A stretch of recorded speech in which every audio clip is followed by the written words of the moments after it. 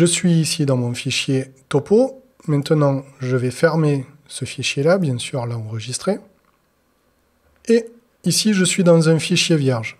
Ce fichier vierge, je vais l'enregistrer en tant que projet.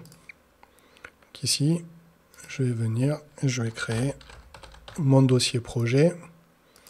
Dans mon dossier projet, je vais venir ajouter, créer mon projet A, par exemple. Et je valide. Ici, je retrouve bien mon raccourci aux données, qui est validé. D'ailleurs, je pourrais définir un nouveau raccourci aux données si j'en ai créé un pour chaque projet et que je dois changer de projet. Je retrouve ici le TNMNT qui est disponible et que celui-ci, parce que c'est la seule chose que j'ai mis en raccourci aux données. Et je vais directement faire un clic droit ici, sur mon TNMNT depuis les raccourcis aux données. Ici, vous voyez bien que j'ai aucune information de surface. Et je vais créer une référence entre mon TNMNT, qui est dans un fichier à part, depuis le raccourci aux données. Je crée la référence, et il me crée, ici, calque de surface TNMNT. Je retrouve bien son nom.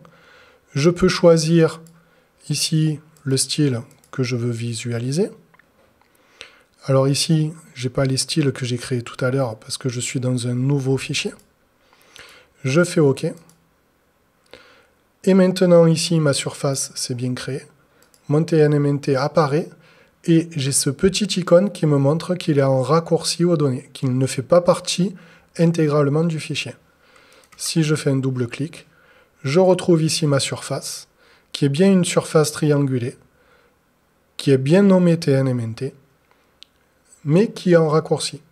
Donc toute modification, vous voyez, toute modification que je vais faire dans ce fichier-là, il y aura une information comme quoi ma surface a été mise à jour et qu'il faut que je mette à jour le raccourci.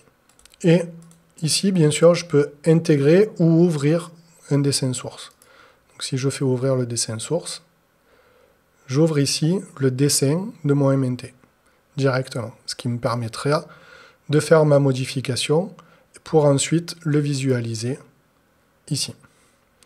Donc n'importe qui, toute personne désignée pourra mettre à jour cette surface pour que toutes les personnes qui ont accès à cette surface en raccourci aux données puissent voir qu'il y a eu une modification et l'affecter et la mettre à jour. L'avantage de ça, c'est que lorsque je fais un CTRL-S pour enregistrer mon surface et que je vais voir dans mon dossier qui contient mon projet, ici mon projet fait que 2 mégas pour le moment, alors que mon terrain en fait plus de 5. Pardon, c'est celui-là, plus de 6. Plus de 6 mégas. Et dans mon projet, ici, je n'ai que 2 mégas de fichier, à peu près. Un peu plus de 2 mégas. Donc j'ai un fichier qui est quand même, qui démarre plus léger que si j'avais ramené l'intégralité de la surface dans mon projet. Et ça donne la possibilité de travailler à plusieurs en plus.